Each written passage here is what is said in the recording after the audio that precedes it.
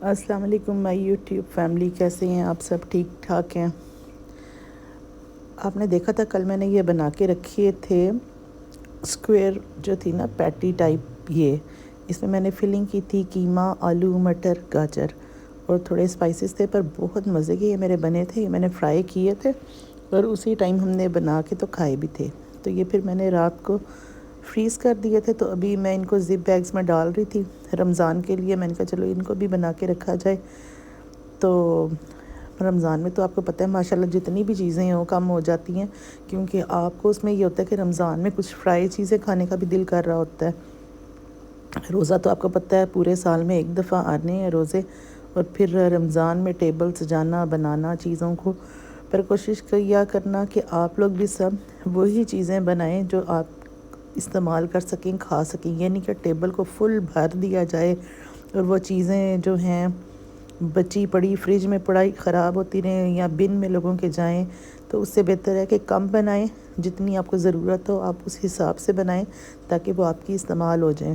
یہ نہیں کہ آپ بنا کے چیزوں کو فریز کر کے رکھتے جائیں. تو کوشش کریں بس.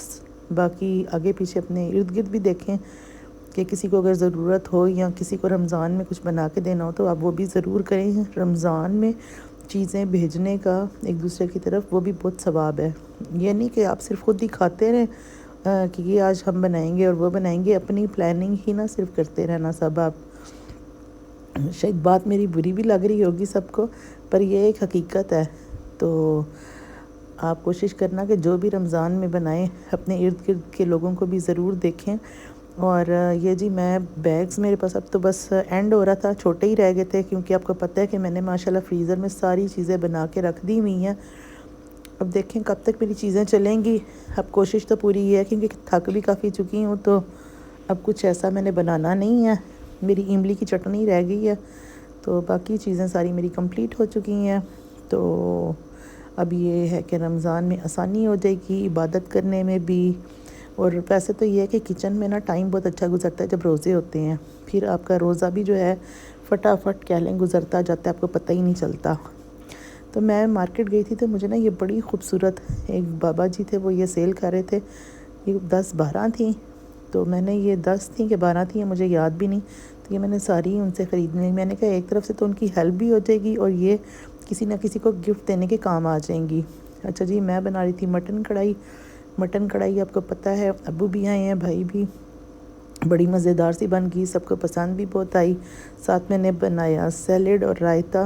تو ہم نے مٹن کڑھائی کھائی اور ساتھ جی میں نے بنائے پھر بعد میں رول.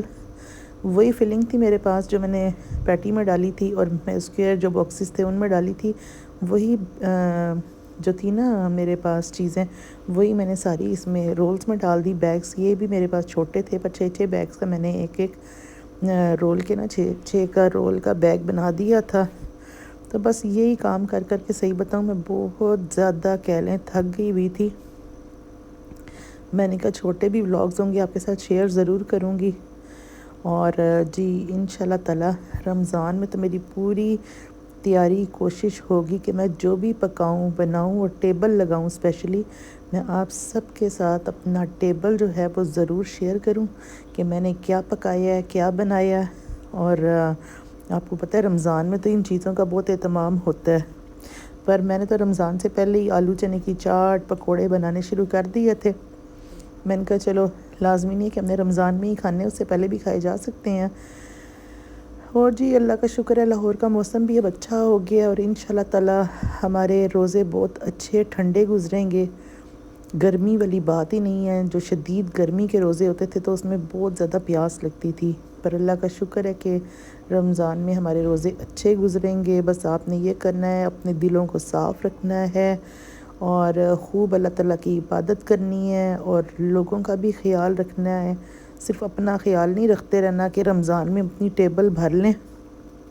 اور یہ ایک میں آپ کو اور بات بتاؤں کہ رمضان میں جتنے آپ نئے کپڑے پہنیں گے نا تو کہتے ہیں ان نئے کپڑوں کا حساب نہیں ہوتا.